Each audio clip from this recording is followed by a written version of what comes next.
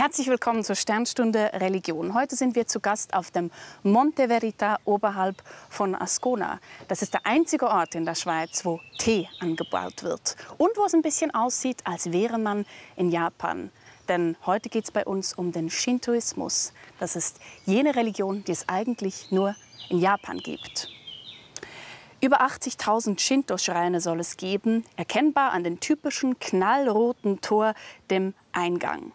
Shinto ist nicht exklusiv, das heißt, man kann zusätzlich auch Buddhist oder Christ sein. Warum? Das erörtere ich gleich mit dem Japanologen David Gyavatschi. Zuerst aber brauche ich einen Tee.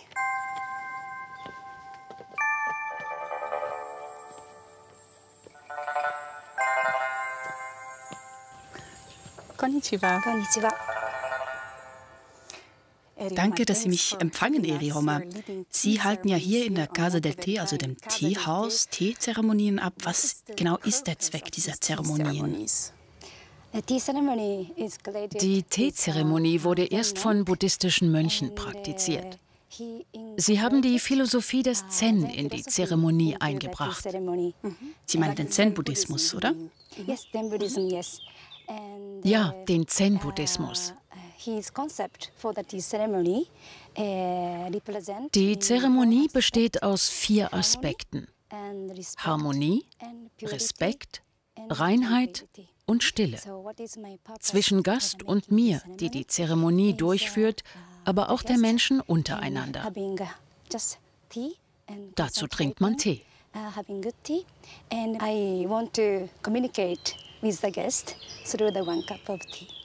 Könnte man dies also als Meditation bezeichnen?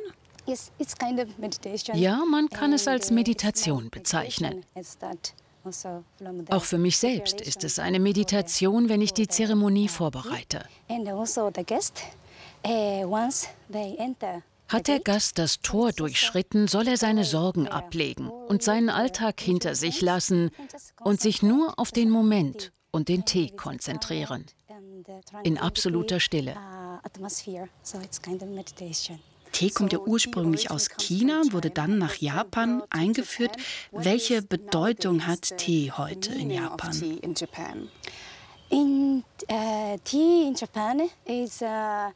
Tee ist essentiell für Japan. Die meisten Menschen trinken ihn jeden Tag, ob jung oder alt, alle tun es.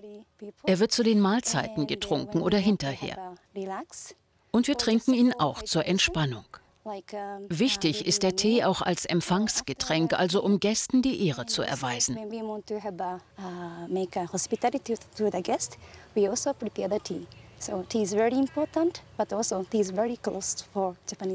Interessant ist, dass Sie sagen, man würde Tee zur Entspannung trinken. Bei uns wird Grüntee gern als Ersatz für Kaffee getrunken, eher um wach zu werden. Je nach Zubereitungsart kann er beide Wirkungen erzielen: innerliche Entspannung und äußerliche Munterkeit. Und wie kamen Sie eigentlich dazu, Teezeremonien durchzuführen? Mein Vater hat schon Teezeremonien durchgeführt. Er ist also ein Teemeister. Ja, er ist Teemeister. Und ich konnte ihm als Kind dabei zusehen. Als ich in die Schweiz kam, besuchte ich eines Tages diesen wunderschönen Ort, den Monte Verita, und entdeckte dabei dieses Teehaus. Ich wurde angefragt, ob ich nicht Teezeremonien durchführen möchte. Das war der Auslöser. Ich begann mich ernsthaft mit japanischer Kultur auseinanderzusetzen und ich realisierte, dass ich vieles nicht wusste.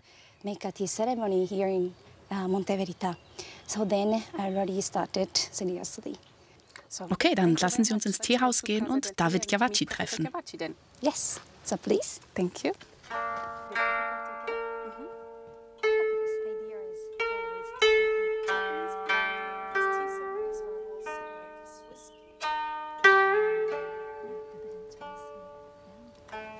Konnichiwa.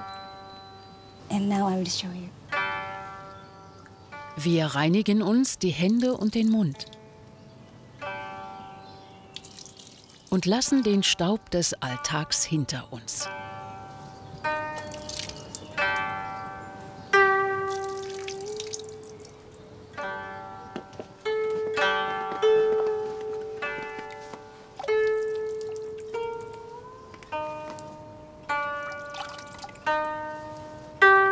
this like this? Yes. Yes.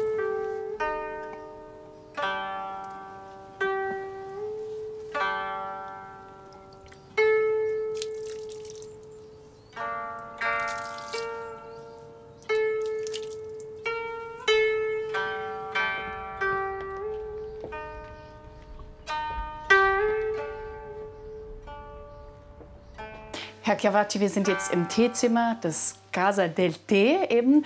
Und hier werden auch Teezeremonien durchgeführt. Frau Eri-Homma hat zuvor erzählt, dass Teezeremonien oft auch eine Form von Meditation seien. Ganz viel ist extrem organisiert, extrem konzentriert. Man sieht es auch so ein bisschen in diesem Raum. Ist das typisch für Japan? Kann man sagen, einerseits schon, aber es gibt ja dann auch genau das Gegenteil. Und gerade auch im Shintoismus und gerade die Volksfeste, wenn man die anschaut, dann ist es so, dass es eigentlich ein Durchbrechen aller Regeln darstellt, wo eigentlich der Alltag nicht mehr gilt, was eigentlich vergleichbar ist mit dem, was wir vielleicht als Karneval bei uns bezeichnen würden, wo man aus dem Alltag ausbricht, eine Erneuerung stattfindet, weil man eben gerade die Regeln durchbricht. Und wo man beispielsweise vielleicht sieht, irgendwo in einer Kleinstadt, der lokale Chefmanager von der lokalen Bank, den man natürlich sonst nur im Anzug und Krawatte und immer sehr formell reden wird, weil er ja immer die Bank vertritt.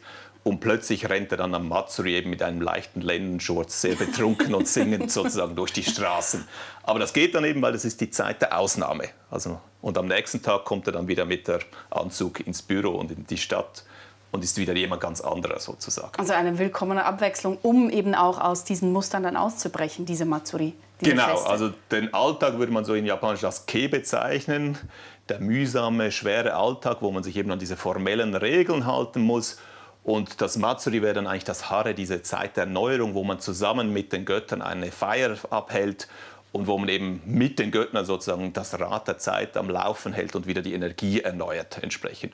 Und das ist vielleicht besonders auch überraschend, weil ja in Japan im Alltag man immer sehr formell ist und auch immer sehr zurückhaltend, wenig Emotionen zeigt und auch in einem Gespräch beispielsweise nicht direkt oft Nein sagt, einfach wenn etwas vorgeschlagen wird, gerade vielleicht in einer Geschäftsbesprechung. Das ist fast wie in der Schweiz. Genau, sondern man sagt, ja, wir überlegen uns das. Aber eigentlich weiß man, das heißt Nein. Ja. Und dann plötzlich hat man diese Ausnahmezeit, wo es eben sehr emotional wird und eigentlich alle sich gehen lassen können, entsprechend. Gut, jetzt haben Sie schon den Shintoismus angesprochen. Darüber wollen wir heute ja sprechen. Im Zentrum des Shintoismus sind doch diese Kami, also diese Gottheiten, auch Geister. Die können in einem Fluss sein, die können in einem Berg sein. Irgendwas, das speziell geformt ist oder speziell aussehen kann, das kann eben Kami sein. Haben Sie eine Lieblingsgottheit?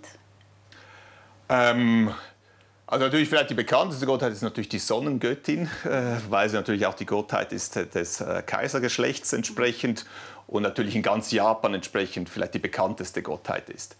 Was natürlich spannend ist, ist natürlich dann lokal gibt es dann immer ganz eigene Gottheiten, die auch nur in diesem Dorf von dieser Gemeinde sozusagen verehrt werden. Und wo es dann auch vielleicht, aber wenn man dann genauer mit den Leuten redet, auch unterschiedliche Vorstellungen gibt, was genau diese Gottheit ist und wie sie beispielsweise vielleicht in der Repräsentation auftritt. Ist das jetzt ein Fuchs, der oft dann diese Gottheit sozusagen repräsentiert? Oder für andere Leute im gleichen Dorf kann es dann eine Krähen sein, die vor allem diese Gottheit dann in den Alltag eintritt bei ihnen. Und gefällt Ihnen da eine Gottheit eben am besten? Also wer mir sehr gut gefällt, ist der Ebisu. Das ist so eine Meeresgottheit, die natürlich von den Fischern verehrt wurde, mit so einem großen Bauch. Und er hat immer so eine Flasche Sake dabei und einen Haken. Und also ein bisschen wie vergleichbar mit Neptun dann. Genau, oder also sehr eine gemütliche Figur und ist dann auch später eingegangen in diese 7 Glücksgötter, die es in Japan gibt. Wobei die anderen 6 Götter eigentlich alle vom Kontinent herkommen und eigentlich einen chinesischen Ursprung haben. Aber eben der 7. sozusagen ist dann, nimmt man an, ist japanischen Ursprungs, der Ebisu. Und wie es jetzt schon anklingt, es gibt extrem viele Götter. Ich habe irgendwo mal gelesen, ca. 8 Millionen, man weiß es vermutlich nicht so ganz genau. Und Shinto wird oft übersetzt als Weg der Götter oder der Gottheiten. Wenn es so viele Gottheiten gibt, was bedeutet denn, diesen Weg zu gehen? Das muss man sagen, also Shinto, der Begriff ist ja eigentlich dann erst entstanden in Abgrenzung zum Buddhismus, der eingeführt wurde nach Japan. Und dort ist ja auch eine Bezeichnung für Buddhismus wäre der Weg Buddhas, Butsudo. Ja. Und in Japan allgemein sind Wege sozusagen Sachen, die man erlernen kann. Also auch ein Handwerk kann ein Weg sein oder eine Sportart kann ein Weg sein. Und es gibt ja auch den Weg des Tees, um nochmal diese... Genau, oder auch der Weg des Tees ist genau auch, dass man erlernt, wie man die Teezeremonie etc. macht. Und der Begriff Shinto, die heutige Forschung würde sagen, ist relativ spät dann so dominant geworden für diese autochthonen religiösen Vorstellungen. Man hat denen einen Begriff gegeben in Abgrenzung zum Buddhismus und hat die versucht zusammenzufassen. Und in einer Quelle ist dann eben von diesen 8 Millionen Göttern die Rede, die es gibt sozusagen.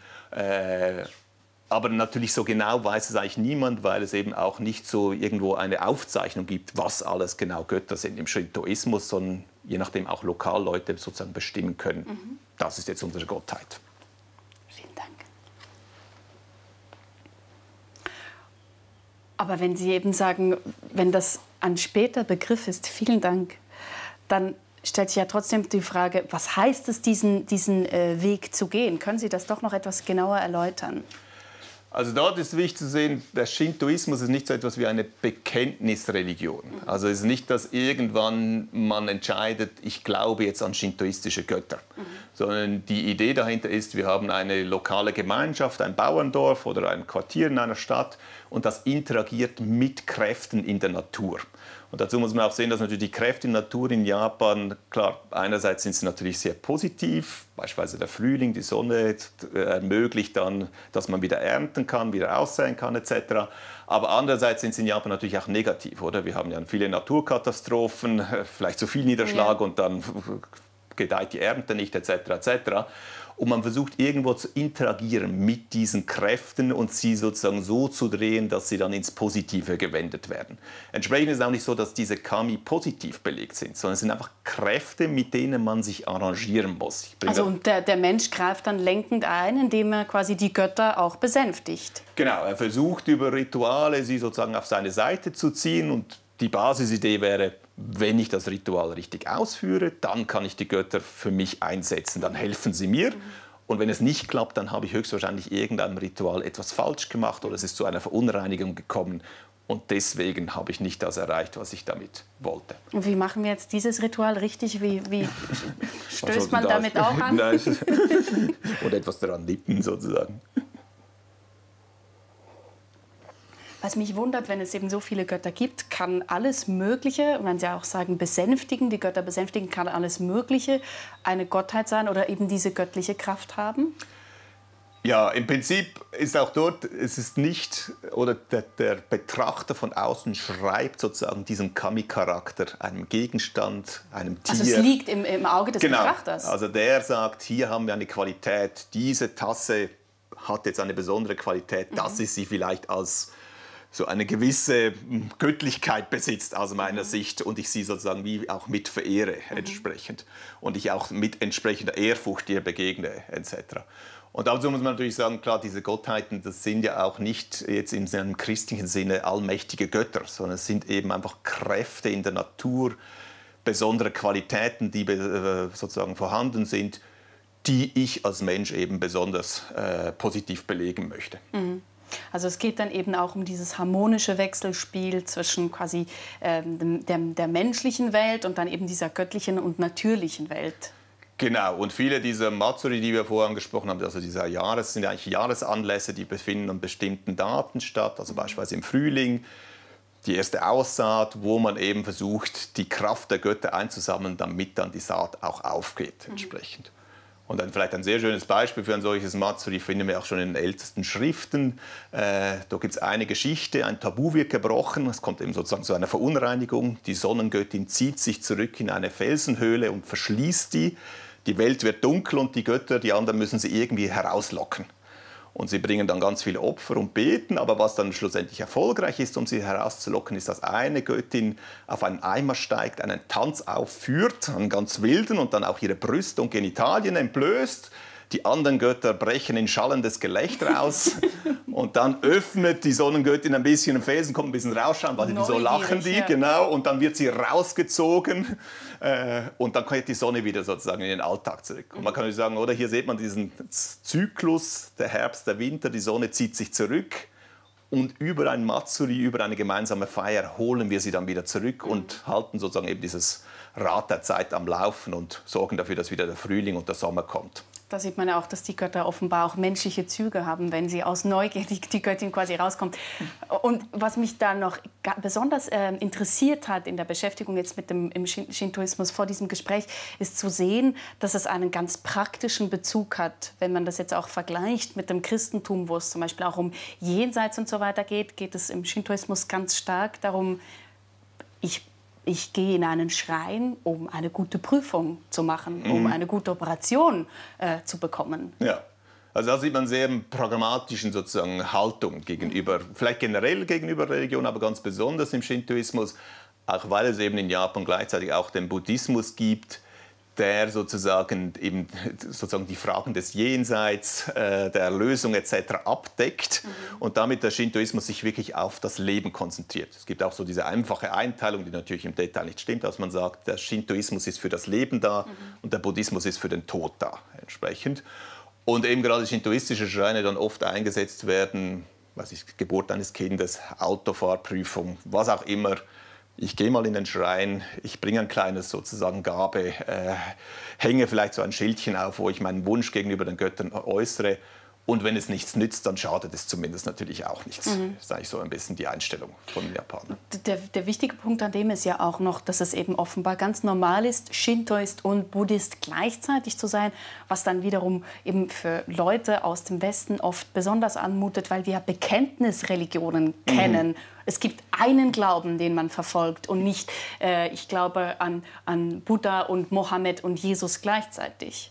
Ja, also da ist natürlich wichtig, eben, indem man sozusagen in eine Gemeinde hineingeboren wird, ist man Teil dieser shintoistischen Gemeinde. Und man führt eben gewisse Rituale durch.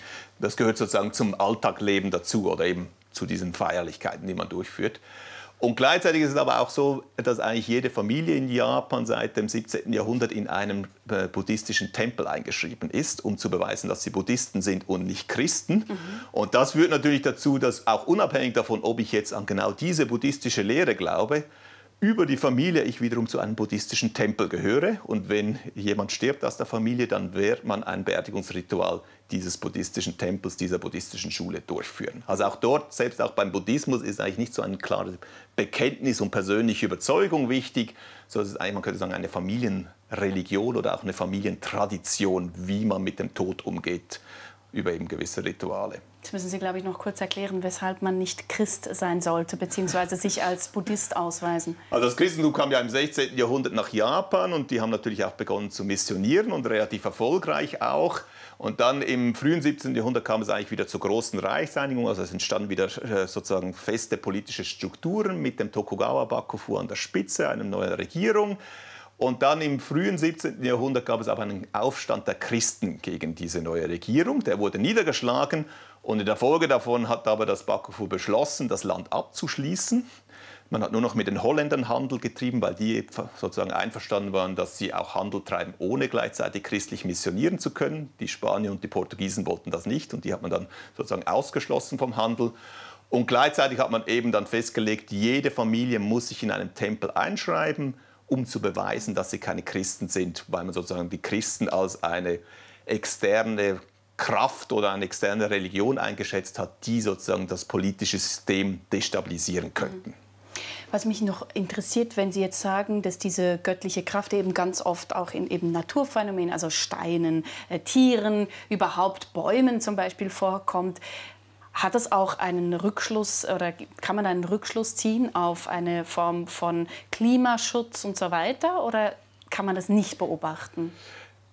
Sowohl als auch, könnte man sagen. Klar, einerseits ist natürlich auch das Argument von Umweltaktivisten etc. in Japan, dass man ja eben den Shinto hat, dass das ja eine Form von Naturverehrung und Interaktion und auch harmonische Beziehung mit der Natur nahelegt. Also das ist ein Argument? Das ist ein Argument. Andererseits muss man natürlich sagen, auch in der Modernisierung in Japan oder gerade in der Industrialisierung Oder man kann auch sagen, im Shinto, man versucht ja die Natur für sich selber zu nutzen oder eine Instrumentalisierung der Natur, so wie wir sie auch im Westen kennen. Und auch das hat man natürlich sehr auf die Spitze getrieben, gerade in der 50er und 60er Jahren. Beim Hochwachstum hat man natürlich eigentlich ohne Rücksicht auf die Natur die ganzen Industrien aufgebaut, was ja dann zu ganz großen Umweltverschmutzungsproblemen in Japan geführt hat. Ja.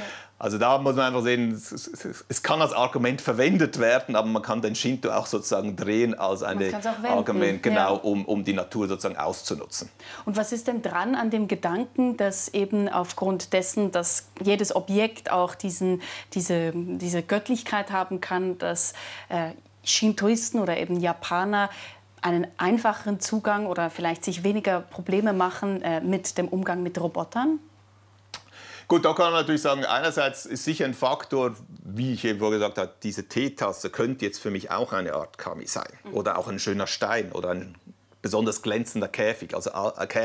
Also alles könnte für mich sozusagen diese spezielle Eigenschaft haben und als Kami gelten. Und da ist natürlich auch, dass man sozusagen wie sieht, ja, der Roboter ist auch beseelt und entsprechend auch eine positive sozusagen Konnotation hineininterpretieren kann. Nicht als eine Gefahr, sondern eben auch etwas, was ich ins Positive wenden kann, was ich auch wieder für mich selber ausnutzen kann. Man muss natürlich sagen, höchstwahrscheinlich ist das nicht der einzige Faktor, sondern wir haben auch in Japan, wo ja gerade im Alltag der Leute die Modernisierung relativ spät beginnt, eigentlich erst in den späten 50er Jahren, und sie natürlich eine Erfahrung gerade dort machen, dass ihr Alltag sehr viel einfacher und angenehmer geworden ist durch technologischen Fortschritt. Und das natürlich vielleicht auch stärker, vor allem auch seit den 70er Jahren, sich in Japan gehalten hat. Weil, was wir vorher angesprochen haben, auch die Probleme mit der Umweltverschmutzung, konnte man eigentlich mehrheitlich mit technologischen Lösungen in den Griff bekommen. Und das hat natürlich auch den Glauben an die Technologie sozusagen als ein Lösungselement für die Zukunft weiter gestärkt in Japan. Ja. Wenn wir jetzt definieren wollen, weil wir kreisen ja so ein bisschen um diesen Begriff Shintoismus rum, wenn wir jetzt definieren wollen, was Shinto eigentlich ist, dann scheint es mir doch ziemlich schwierig zu sein, aufgrund dessen, dass es ja keinen Stifter gibt. Es gibt keine Form von Offenbarung, nur sehr wenige Schriften, auf die man sich rückbezieht. Das macht das Ganze schon ziemlich schwierig, nicht? Ich denke, wichtig ist zu sehen beim Shinto, dass wir einerseits eben, was ich vorher ein bisschen beschrieben habe, mit diesem Matsuri, diese lokale oder diese Naturreligion haben oder diese Volksreligion, könnte man sagen. Also die Interaktion einer lokalen Gemeinschaft mit der Natur. Und gleichzeitig haben wir auch in der japanischen Geschichte auch dass der Shinto sich entwickelt hat zu etwas zur Legitimierung von politischen Strukturen, die entstanden sind. Also eigentlich einer Hochreligion. Klar, dort hat man lange nicht so Schriften gehabt, die kommen relativ spät beim Shintoismus und eindeutig in der Reaktion zum Buddhismus. Und auch der Inhalt ist sehr stark buddhistisch geprägt, was dann eben auch dazu führt, dass man sagt, was wir heute als Shinto bezeichnen, sind nicht die ursprünglich autochthonen Religionsvorstellungen und Praktiken, die wir in Japan hatten vor der Einführung des Buddhismus, sondern ist eigentlich etwas, was sich abgemischt hat mit dem Buddhismus. Aber klar, wichtig ist, es gibt in diesem Sinne nicht eine klare Definition, wo Shintoismus anfängt und endet, was also genau eben ein Kami ist. Zeitlich gesehen, oder? Also nicht nur inhaltlich, sondern auch zeitlich gesehen. Ja, also es ist eigentlich so wie offen und es ist ja auch eben Teil einerseits des Alltages, aber andererseits auch dieser Erneuerung der Energie sozusagen des Alltages entsprechend. Also im Zentrum steht dann eben nicht eine religiöse Doktrin, sondern Rituale, Praxis. Deshalb gibt es auch so viele Schreine dann, die man besucht. Ja. Und da muss man natürlich denken, oder auch die überwiegende Mehrheit dieser Schreine sind wieder verankert in einer lokalen Gemeinschaft. Und die werden dann von den lokalen Bauern führen diese Matsuri beispielsweise durch. Klar, es gibt dann auch gewisse Schreine, die eben auch eine politische Bedeutung haben. Bekanntest ist sicher der Ise-Schrein der Sonnengöttin, der natürlich dem Kaisergeschlecht zugeordnet ist. Und der hat natürlich dann eine politische Funktion. Und dort findet man entsprechend auch elaborierte Rituale und auch Rituale, die natürlich nicht diese, sagen wir mal, karnevalhaften Feste umfassen, sondern das ist natürlich dann ein sehr formeller Anlass, was viel stärker einer Teezeremonie sozusagen auch im äußeren Erscheinungsbild ähnelt. Und ist das dann auch der Grund, dass es eben so stark an das Territorium gebunden ist, dass der Shintoismus eigentlich fast nur in Japan gelebt wird und quasi nicht die Attraktivität genießt, wie beispielsweise eben hierzulande der Buddhismus? Sicher einerseits, man muss auch sagen, der Shintoismus er missioniert eigentlich nicht. Oder? Er ist ja lokal verankert und es gibt eigentlich keinen Grund, es zu versuchen, rein schon ins Nachbardorf zu tragen. Die haben ihre eigenen Götter. Also entsprechend müssen wir nicht versuchen, die zu überzeugen von unseren Göttern entsprechend. Und dann politischer Ebene ist es natürlich immer an Japan gebunden. Oder es ist an das Kaisergeschlecht gebunden und damit auf das japanische Territorium. Die einzige Zeit, wo sozusagen Shintoismus versucht wurde, außerhalb des Kerngebietes zu verbreiten, war während der Kolonialzeit. Dann hat man begonnen, in Korea und Taiwan shintoistische Schreine zu errichten, auch mit der Idee, wirklich aus der Bevölkerung dort auch sozusagen Subjekte des Kaisers zu machen und auch shintoistisch einzubinden, was aber natürlich am Ende der Kolonialzeit wieder ganz verschwunden ist in Korea und Taiwan. Aber dann verstehe ich das richtig, dass auch diese Offenheit es sehr einfach gemacht hat für die Tradition. Also im 6. Jahrhundert dann, wie Sie es gesagt haben, der Buddhismus nach Japan kam, dass man die Elemente da auch inkulturiert hat gewissermaßen und da ein Konglomerat von verschiedenen religiösen Ritualen oder Überzeugungen gebaut hat. Ja, der Buddhismus ist auch offen jeweils für lokale Religionen sowie zu inkorporieren in sein Gebäude. Also bekannt ist beispielsweise dann aus dem 8. Jahrhundert, wo eben die Sonnengöttin auch einen Orakelspruch gibt, wo sie zu erkennen gibt, dass auch sie eine Repräsentation dieser kosmologischen buddhistischen Kraft ist. Also sie ja eigentlich eine Art Bodhisattva ist in einem Ausdruck. Und da sieht man, dort beginnt diese starke Abmischung von Buddhismus und Shintoismus in Japan, die dann sich sehr lange, sehr komplex weiterentwickelt, eigentlich bis zum späteren 19. Jahrhundert, wo im Zuge des Nation Buildings dann eigentlich versucht wurde, das wieder stärker zu trennen. Ich muss sagen, es ist eigentlich unheimlich verwirrend, weil wie weiß man denn genau, was jetzt wirklich Shinto ist, wenn im Grunde genommen diese verschiedenen Elemente zusammenkommen und es auf eine gewisse Weise offenbar auch nicht sowas gibt wie Heretiker oder sowas, oder? Wie wir es jetzt zum Beispiel aus dem Christentum kennen. Ja. Also es gibt nicht die zentrale Schule, die festlegt, was jetzt eigentlich der Shinto umfasst etc. Man muss auch sagen, auch für die japanische Bevölkerung, Studien zeigen, wenn die einen buddhistischen Tempel oder einen shintoistischen Schrein besuchen, dass sich eine Mehrheit der Bevölkerung nicht ganz klar ist das jetzt ein buddhistisches Gebäude oder ist es jetzt ein shintoistischer Bezirk. Aber das heißt, es ist auch nicht wichtig für Sie, diese Form von Ordnung? Ja, weil sie oft ja auch zu buddhistischen Tempeln hingehen, um so einen Nutzen im Diesseits zu bekommen. Ja. Oder? Also nicht so sehr hingehen, um für die Erlösung im Jenseits zu beten, beispielsweise, sondern auch da, was auch immer, Aufnahmeprüfung etc., Beistand der Götter zu holen. Also da haben wir auch eine sehr starke Überlappung der beiden. Oder wir haben ja auch, wenn wir buddhistische Tempelbezirke anschauen in Japan, dann haben wir immer einen shintoistischen Schrein in der Regel in diesem Tempelbezirk, der dann die lokale Schutzgottheit von diesem Tempel ist und darüber wacht, dass er beispielsweise nicht niederbrennt. Also auch da sehen wir diese sehr starke Abmischung der beiden. Also die unterstützen sich quasi gegenseitig. Genau. Also auch, wobei es natürlich, wenn man sagen, im Detail anschaut, historisch Verschiebungen gibt. Oder erst mal könnte man vielleicht sagen, der Buddhismus war gerade die dominante Universalreligion.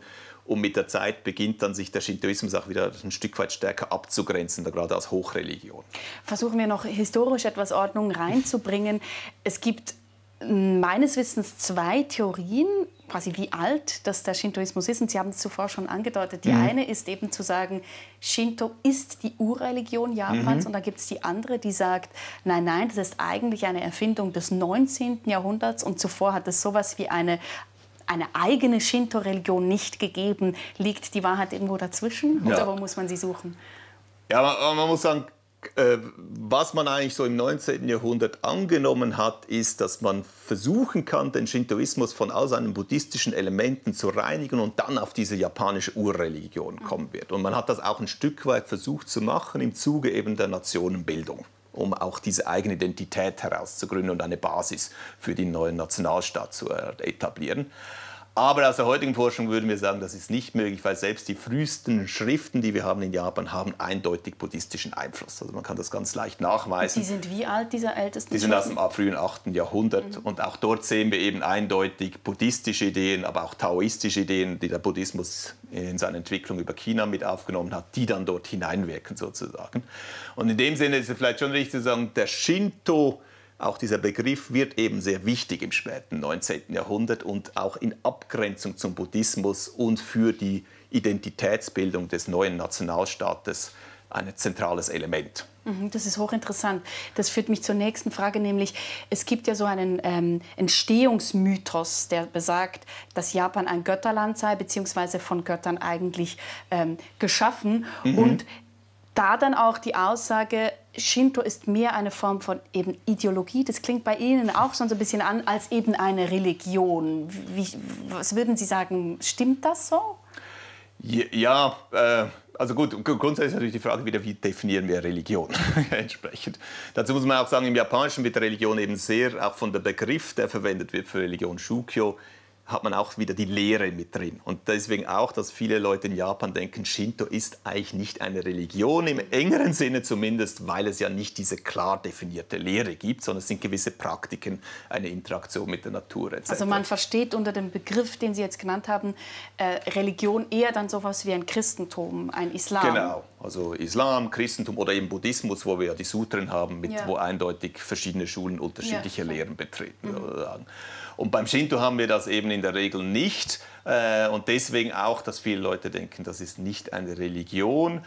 Kommt noch dazu, dass im späten 19. Jahrhundert ja eine Auflage von den westlichen Kolonialmächten war, damit Japan die ungleichen Verträge aufheben kann mit den westlichen Mächten, dass es Religionsfreiheit garantiert. Gleichzeitig haben wir eine neue Elite, die eigentlich den Shintoismus versucht ins Zentrum, auch identitätsbildend mit dem Tenno, mit dem Kaiser ins Zentrum dieses neuen Nationalstaates zu bilden. Um das zu lösen, hat man dann gesagt, der Shinto ist nicht eine Religion, sondern ist eine Tradition. Und aber das ist eigentlich ein Kniff dann. Das ist ein Kniff, genau. Wo man dann eigentlich das wie aus den Religionen rausgenommen haben, gesagt hat, wir haben Religionsfreiheit, aber gleichzeitig können wir eigentlich einen Staat bilden, der sozusagen auf dem Kaiser im Zentrum hat und damit auch eindeutig einen shintoistischen Charakter hat. Und weshalb braucht man dafür Shinto? Also weshalb hat man auf Shinto zurückgegriffen? Weshalb hat man Shinto letztlich als diese Urreligion zu konstituieren begonnen? Ich denke, dort war viel wichtiger der Tenno, sozusagen, was wir als japanische Kaiser übersetzen, wobei es eigentlich besser wäre, von einem japanischen Papst zu sprechen. Darauf kommen wir noch. Weil er ja nicht historisch eigentlich nur kurze Zeit wirklich die politische Macht inne hatte, aber er war immer der religiöse oberste Shinto-Priester, der den echten sozusagen politischen Anführer legitimiert hat, oft auch eingesetzt hat in sein Amt. Und da war natürlich so, was im späten 19. Jahrhundert man das bisherige Regierung eigentlich man kann sagen, Coup d'État oder einen Aufstand dagegen stattfand, die neue Elite sich ja irgendwo legitimieren musste. Und was bietet sich da mehr an, als eigentlich den Tenno sozusagen auf seine Seite zu ziehen? Und damit beruft man sich auf die ganze japanische Geschichte und legitimiert damit auch diesen neuen Nationalstaat, den man beginnt aufzubauen. Weil was ja eigentlich dort geschieht, ist, man stampft eigentlich innerhalb weniger Jahre, könnte man sagen, von oben her in einer Form von Revolution aus einer vormodernen Gesellschaft, einen modernen Nationalstaat heraus. Also der Kaiser stand dann im Zentrum für die Bildung des Nationalstaates. Das habe ich jetzt richtig verstanden. Genau. Also es war ja auch, dass der Kaiser an die Spitze dieses Nationalstaates gestellt wurde. Es wurde dann später auch eine Verfassung gegeben, also alles, was einen modernen Staat sozusagen ausmacht. Aber das Interessante war, in Japan hieß zum Beispiel, wer ist der Souverän? Es ist nicht das Volk, obwohl es das Parlament wählen darf, sondern es ist der Kaiser. Der Kaiser schenkt dem Volk die Verfassung. Das war die offizielle Leseart. Und deswegen darf das Volk das Parlament sozusagen wählen entsprechend. Und der Souverän und im Zentrum des Staates bleibt aber der Kaiser. Da gibt es auch diesen Begriff, den man verwendet hat, und hat gesagt Kokutai, was eigentlich so viel heißt wie Staatskörper. Und wer steht eben im Zentrum dieses Staatskörpers? Es ist die Ahnenlinie des Kaisers. Und das hat man dann auch ideologisch sich darauf abgestützt. Wir, Japan, sind etwas Besonderes, weil wir haben diese ununterbrochene Ahnenlinie des Kaisers. Die also man sagt ja auch, die älteste Monarchie quasi. Und dann geht es eben zurück auf diese göttliche Herkunft, genau, auf den ersten mythologischen Tenno, den es natürlich nicht gegeben hat, aber auf 660 von unserer Zeitrechnung und hat dann sich darauf zurückgeführt. Man muss sagen, ursprünglich hat das auch eingesetzt in Abgrenzung zu China, wo es ja mehrere Dynastien gibt, wo man eben gesagt hat, dass das Besondere an Japan ist gegenüber China. Wir haben nur eine Dynastie, eine ununterbrochene. Sozusagen. Also die Blutslinie zieht sich fort. Genau, das war eigentlich so, wo man gesagt hat, das macht eben Japan besonders und auch das macht Japan zum sozusagen Götterland. Wir sind das auserwählte Land in einem gewissen Sinne, weil wir eben immer diesen Tenno hatten, der die Götter sozusagen repräsentiert, die Ordnung repräsentiert auf dieser Welt. Das ist ja hochinteressant. Wenn ich das richtig verstanden habe, ist es ja tatsächlich so, dass während des Zweiten Weltkriegs der Kaiser ja gar als quasi göttlich inszeniert wurde und dann die Besatzermacht, die USA, ihn also quasi per Befehl da degradiert hat und gesagt, er müsse öffentlich bekennen, dass er auch nur menschlich sei. Meine Überlegung war dann natürlich, ist das überhaupt realistisch? Das ist ja auch eine Glaubensfrage. Und Leuten bei Glaubensfragen irgendwelche Verordnungen zu machen, das funktioniert ganz oft nicht. Ja, also klar, man muss sagen, dort, was natürlich stattgefunden hat, je mehr Japan sich ab den 30er Jahren in Expansionskriege verstrickt hat, je mehr das Militär die Macht übernommen hat, je mehr Ultranationalismus an Bedeutung gewonnen hat, desto stärker hat man gerade auch diesen shintoistischen, religiöse Konnotation sozusagen des Staates hervorgehoben. Man hatte eine Mission sozusagen dann, aus der man daraus abgeleitet hat. Und desto wichtiger wurde der Tenno sozusagen als diese nebulöse, alles zusammenhaltende Kraft im Hintergrund. Man sieht das auch in der frühen Moderne, hat der Tenno immer Auftritte in der Öffentlichkeit. Er besucht beispielsweise die erste Stahlfabrik, wenn sie aufgeht etc. Ab den 30 Jahren verschwindet er fast aus dem öffentlichen Leben. Und es ist dann auch 1945, als dann die Kapitulation erfolgt, da ist ja diese Aufzeichnung von ihm, die dann im Radio verkündet wird. Großteil der Bevölkerung versteht nicht, was er sagt, weil er auch eine ganz besondere Sprache redet. Also was für eine Sprache denn? Ja, er redet in ein sehr sozusagen Hofjapanisch mit bestimmten grammatikalischen Formen und auch Begriffen, die man nicht im Alltag außerhalb des Hofes verwendet. Und weshalb macht er das so? Das war die Sprache, die er sprach, oder? Der Hof hat sich sozusagen wie abgegrenzt von der allgemeinen Bevölkerung. Nur um das zusammenzufassen, ich verstehe es richtig. Er wendet sich ans Volk mit einer Sprache, die ein Großteil des Volkes nicht versteht. Genau, wobei man höchstwahrscheinlich nicht mal sich im Klaren war, dass die Bevölkerung das nicht verstehen würde, weil das war ja einfach die Sprache, die er im Alltag am Hof sprach sozusagen. Aber die ganze japanische Bevölkerung wusste natürlich, es kann nur die Kapitulation sein, weil jetzt redet der Tenno im Radio, was er vorher auch nie gemacht hat. Und damit war eigentlich klar. Und da war natürlich für die Amerikaner klar, wir müssen eigentlich, oder aus ihrer Sicht, diese Demokratisierung hat nur oberflächlich geklappt. Das ist eigentlich so eine quasi religiöse, man könnte auch sagen, verblieben, diese ganze Konstruktion in Japan. Und wir müssen eben dafür sorgen, dass der Tenno sozusagen nicht mehr als Gottheit gilt, sondern nur noch als Symbol für den Staat gilt. Also einfach zum Staatsoberhaupt wird. Und deswegen haben sie ihn dann gezwungen, durchs Land zu reisen, die Leute zu treffen und eben auch zu verkünden, dass er nur sozusagen ein normaler Mensch aus Fleisch und Blut sei. Wobei natürlich klar ist, man kann sagen, vielleicht eben das Beispiel als Papst, das bringt es ja nahe für viele Japaner und Japanerinnen, die natürlich auch in einem Bildungssystem groß geworden sind, wo ihnen gerade vermittelt wurde, auch dass sie eben da eine Gottheit vor sich haben, die die Geschichte Japans repräsentiert etc., war es natürlich ein Stück weit nicht nachvollziehbar, dass er jetzt plötzlich ein normaler Mensch sein sollte. Also für die ist er sicher mehr geblieben als ein normaler Mensch, so wie auch für einen überzeugten Katholiken der Papst mehr ist als ein normaler Mann sozusagen. Und wie ist das heute? Also muss man noch sagen, was ja auch stattfindet, ist gerade auch, weil der Shinto so zentral war für den Nationalstaat, dass die Amerikaner ganz strikt getrennt haben, Staat und Religion in der Nachkriegszeit. Und das ist natürlich eben vielen, ich sage jetzt mal aus dem rechten Lager in Japan oder Konservativen ein Dorn im Auge. Sie hätten gerne wieder eine neue Verfassung, in der in irgendeiner Form auch wieder der Shinto hineingeschrieben wird, also wieder stärker angeknüpft wird eben an das System bis 1945.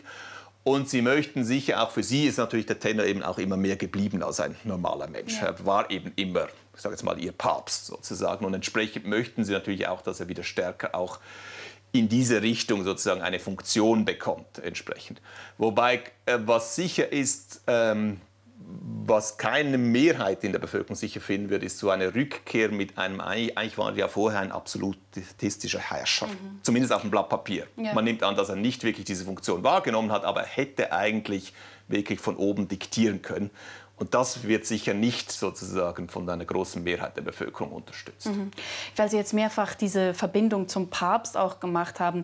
Man muss ja dazu vielleicht sagen, eben der Kaiser ist quasi auch der oberste Shinto-Priester. Jetzt aber im Vergleich eben auch zum römischen Katholizismus ist es ja so, dass der Papst durchaus extrem viel Macht hat, was die ganze Lehre, was die ganzen Dogmen beinhaltet. Diese ganze Macht, wie Sie es ja jetzt eigentlich andeuten, die kommt ihm ja nicht zu, oder? Also ja. Insofern ist dann der Vergleich mit dem Papst hinkt ein bisschen. Ja, also was man sicher sagen kann, was eben der Unterschied ist, es wurde eigentlich nie vom Hof dann sowas wie eine shintoistische Lehre entwickelt. Ja. Die Lehren, die wir haben, sind im Gegenteil, das waren einzelne wichtige Schreine, aber oft sind diese Lehren erst entstanden, wenn sie eben nicht mehr die Unterstützung hatten vom Hof und man sozusagen sich irgendwo legitimieren musste, auch um wieder weiterhin Einnahmen zu generieren und auch neue Einnahmenquellen sozusagen sich zu erschließen entsprechend. Aber was eben der Tenno nie gemacht hat oder was nie entwickelt wurde, ist, dass eigentlich vom Hof her so eine zentral gesteuerte Lehre entwickelt wurde. Und das ist vielleicht auch wichtig zu sehen, dass eben sehr lange der Buddhismus auch eine ganz zentrale Rolle in den ganzen Staatsstrukturen gespielt hat und eine tragende Rolle gespielt hat. Also da sieht man wieder diese Abmischung, wieso es auch nicht nötig war, so etwas wie eine shintoistische, zentral geregelte Lehre zu entwickeln. Eben, das wollte ich jetzt gerade fragen, weshalb hat sich das denn nicht entwickelt, wenn man ja genau auf der Basis des Shintoismus, der man dann als Urreligion und irgendwie auch als, sage ich mal, Nationalideologie dann irgendwann inszeniert hat, weshalb es dann nicht noch mehr wie ein Lehrgebäude gegeben hat. Also man kann natürlich sagen, wo sich so etwas ein Stück weit zumindest entwickelt hat, ist eben gerade im späteren 19. Jahrhundert mit den Nationenbildungen. Oder dann beginnt der Staat auch zum ersten Mal regulierend einzugreifen. Also er geht zum Beispiel, schickt dann Leute, Beamte in die Dörfer und die entscheiden, das ist ein echter Schrein, den nehmen wir auf in unser sozusagen nationales Register und das hingegen, das ist kein Schrein. Und der wird sozusagen abgebrochen. Aber da haben wir das mit dem Heretiker dann schon ein bisschen drin. Ja, und klar, man kann sich vorstellen, für die lokale Bevölkerung war das oft Schock, ein großer Schock, weil sie hatten natürlich da einen vielleicht nicht so schönen Schrein, aber den sie natürlich über Jahrhunderte verehrt hatten. Das waren ihre Götter und plötzlich kommt jetzt der neue Staat und verkündet, das gilt jetzt nicht mehr und transportiert auch ihre Götter ab, zum Teil dann aus den Dörfern etc., was natürlich dann auch Protest ausgelöst hat bei den Leuten. Um zum Schluss jetzt den Shintoismus doch noch in unsere Breiten gerade zu bringen, wollte ich Sie fragen, es gibt ja diese Aufräumexpertin Marie Kondo. Sie hat sehr viel verdient mit dem, dass sie eben Leute beibringt, wie sie ihre Häuser aufräumt, hat mit Netflix auch eine Dokumentation gemacht.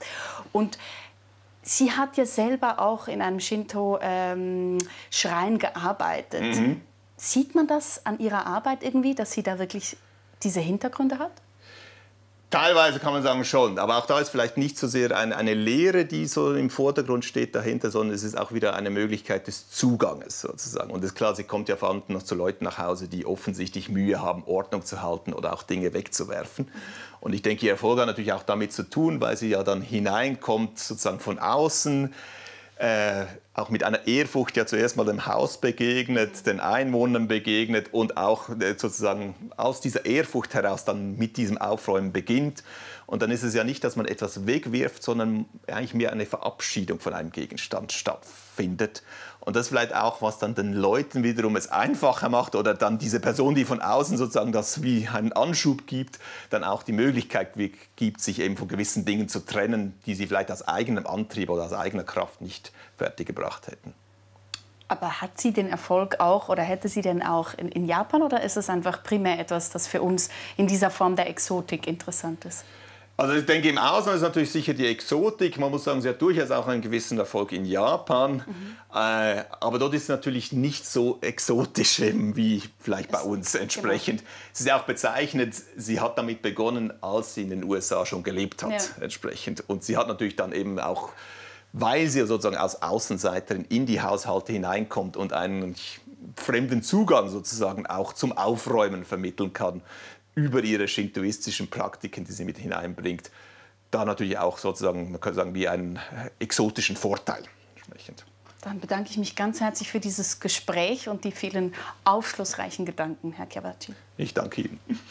Hier geht es gleich weiter mit Japan und der Frage nach unserer Zukunft im Lichte der Kernspaltung. Und damit verabschiede ich mich auch in die Sommerpause. In den kommenden Wochen zeigen wir Ihnen eine Blütenlese der vergangenen Sendungen. Ich wünsche Ihnen einen schönen Sommer und ich freue mich, Sie im August wiederzusehen.